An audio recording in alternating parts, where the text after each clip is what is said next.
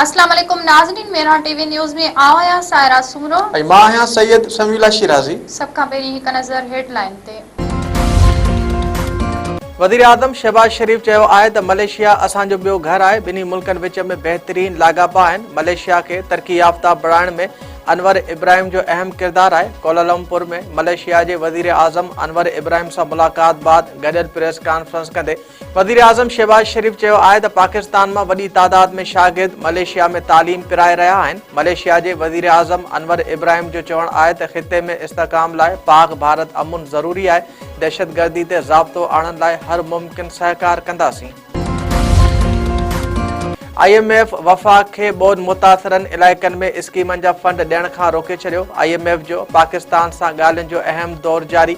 पाकिस्तान पारां IMF वफ़द खे आय programme लाइ खयल क़दमनि बाबति ब्रीफिंग। IMF टैक्स छूट ते ब्रीफिंग तलब करे वरिती। हुकूमत जी मुआशी टीम पारां रिकॉर्ड मनसूबे ते ब्रीफिंग ॾिनी वेंदी। हुकूमती मुआशी टीम दावा कई आहे त IMF जी ईंदड़ किस्त हासिल करण लाइ समूरा हदफ़ पूरा कया आहिनि। सिंध ऐं पंजाब हुकूमतनि में छिकताण घटाइण लाइ सदर आसिफ ज़रदारी सरगर्म थी वियो। सदर आसिफ ज़रदारी जो घर वज़ीर मोहसिन नक़वी सां फ़ोन ते राब्तो। ॿिन्ही सूबनि विच में पैदा थियल छिकताण ते ॻाल्हियूं। सदर आसिफ ज़रदारी घर वज़ीर मोहसिन नक़वी खे फौरी तौरु कराची तलब करे वरितो। पीपुल्स पार्टी पारां वज़ीर आला पंजाब मरियम नवाज़ जे तकरारी बयान ते सेनेट मां हिकु भेरो ॿीहर वॉकआउट। कानून बारे वफ़ाक़ी वज़ीर आज़म नज़ीर तारड़ चयो आहे त पीपुल्स पार्टी जे एहतजाज सां अपोज़िशन ख़ुशि न थिए। हुकूमती धुर परचाइण वेंदी त पीपुल्स पार्टी वॉकआउट ख़तमु कंदी। ॿोॾ मुतासिर इलाइक़नि में गॾियल सर्वे कई वई आहे। सिंध काबीना साल 2025 ऐं 26 लाइ कणक पॉलिसी जी मंज़ूरी ॾेई छॾी। सिंध काबीना तरफ़ां कणक जी पॉलिसी तहत अटे जे अघ में इस्तेहकाम रखण जो फ़ैसिलो।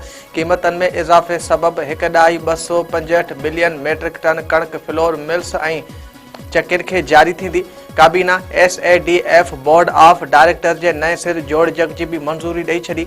वज़ीर आला सिंध जे तर्जुमान मुताबिक़ सिंध एंटरप्राइज़ डेवलपमेंट फंड जो चेयरमैन वज़ीर सलाहकार ख़ासि माविन हूंदो। सिंध इंफॉर्मेशन टेक्नोलॉजी कंपनी जे बोर्ड ऑफ डायरेक्टर जी जोड़ जग में तरमीम बि मंज़ूर कई वई। सिंध काबीना SITC जे आज़ाद डायरेक्टर अज़ीज़ वावानी जी इस्तीफ़ा बि मंज़ूर करे वरिती। सिंध सीनियर सिटीज़न काउंसिल जे टीं मुदे लाइ नए सिर जोड़ जग जी बि मंज़ूरी ॾिनी। पंजाब जी इतलात वारी वज़ीर उज़मा बुखारी सीनियर वज़ीर शर्जील मेमण जे मुनाज़रे जो चैलेंज क़बूल करे वरितो।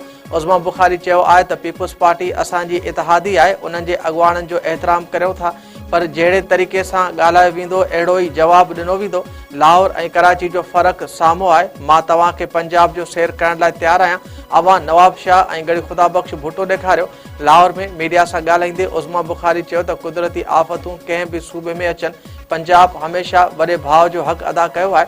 पंजाब ते ॾुखियो वक़्तु आयो त माण्हुनि उन ते सियासत कई। शर्जील मेमण जे मुनाज़रे जो चैलेंज क़बूल आहे। उहो रुगो 17 सालनि जा 17 प्रोजेक्ट ॻणाए। Sindh high court Sukkur division में पुलिस में भर्तियुनि खे कलदम करार ॾेई छॾियो। जस्टिस ज़ुल्फ़कार अली सांगी ऐं जस्टिस रियाज़त अली साहर ते ॿधल आइनी बेंच घोटकी सखर ऐं ख़ैरपुर ज़िलनि सां तालुक़ रखंदड़ IBA टेस्ट पास उम्मीदवारनि तरफ़ां दाख़िल करायल दरख़्वास्तनि ते ॿुधणी कई।